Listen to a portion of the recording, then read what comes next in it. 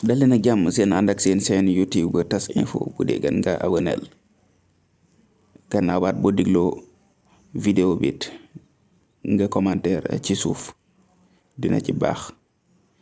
ki nga xam ne moo di Cheikh Bara Ndiaye indi na ay kàddu yoo xam te ni jëmale na ko ci ki nga xam ne moo di préfet bu Mbacké gannaaw li nga xam te ni moom la leen def mu di annuler lii di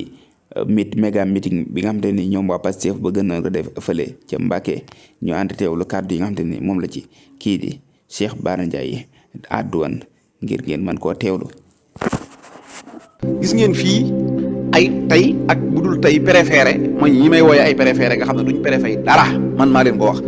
duñ préfet Mbacké du préfet tous waaw Ousmane ñàpp la politicien la militant APR la dégg nga ci boppi fas yi la yor maa ko wax nag moom waa Mbacké bu ma meree na ma porte plainte ma ñëw Touba wuy si ko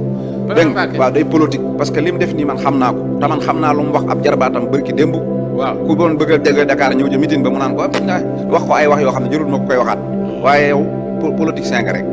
li nga def nii yëfi politicien la mënoon ngaa nag sol sa mbubbum APR bokk ci parti yi moo gënoon ngay làqatu ci institution Sénégal yi ba noppi di politique loolu lu salte la léegi nag Sénégal kon préfet bu politique am na fi li fi des mooy loolu moo di kàddu yi ki nga xam te ne moo di Cheikh Bara Ndiaye mi nga xam te ne moo di chroniqueur ci fële ci Walfadjri mi ngi wax ay kàddu jëmale ko ci ki nga xam te ne moo di procureur wala lii di préfet bu Mbacké gannaaw li nga xam te ne moom la leen def mu di annuler li nga xam te ne moo di meeting ba war na am ndax kat ñoom am na ay firnde yoo xam te ne indice la yoo xam te ne teg nañ ko ngir mën a annulé li nga xam te ni moo di meeting bi amal bi nar na amal la fële ca Mbacké meeting ba nag ñu ngi ko war a amal ci le 10 bi nga xam te ne ca la na jëm ci kii njiital ki nga xam te ni moo di njiital Pastef di kii di Ousmane Sonko waaye moom préfet moo jékki-jékki génne ab communiqué di ci xamle ci ni kat li nga xam te ni moo di meeting bi nga xam te ni déposé nañ ko ngir di ñaan autorisation du mën a nekk la ko waral nag moom ki nga xam te ne moo di préfet bind na ko te it ci ab lettre boo nga xam te ne jébalaat na ko ñi nga xam te ni ñoo ko déposé lan li nga xam te ni moo di seeni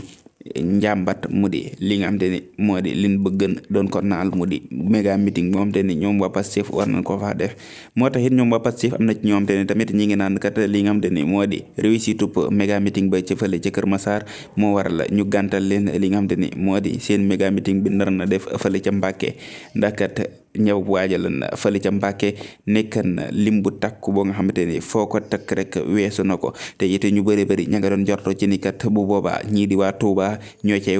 wàlli yaani te bu boobaa meeting ba dina déborder ndaxte dina fees dell ba romb bi nga xamante ni moom la président doon amal ginnaaw mu di li nga xamante ni moo di gàttanu gin ko doon def ci fële ci Thiès kaay moom Cheikh Bara Ndiaye nag kàddu yooyu mi ngi koy jëmale ci ki nga xamante ni moo di préfet bu Mbacké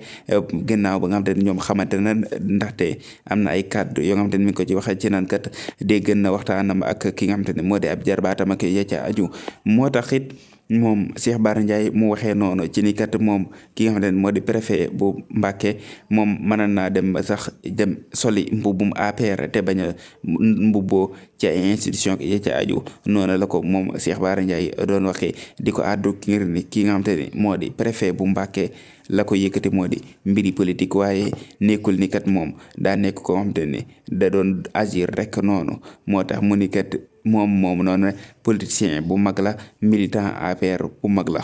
te it nee na ko kat mënoon ngaa sol sa mbubu APR ngir ñu xam la yow.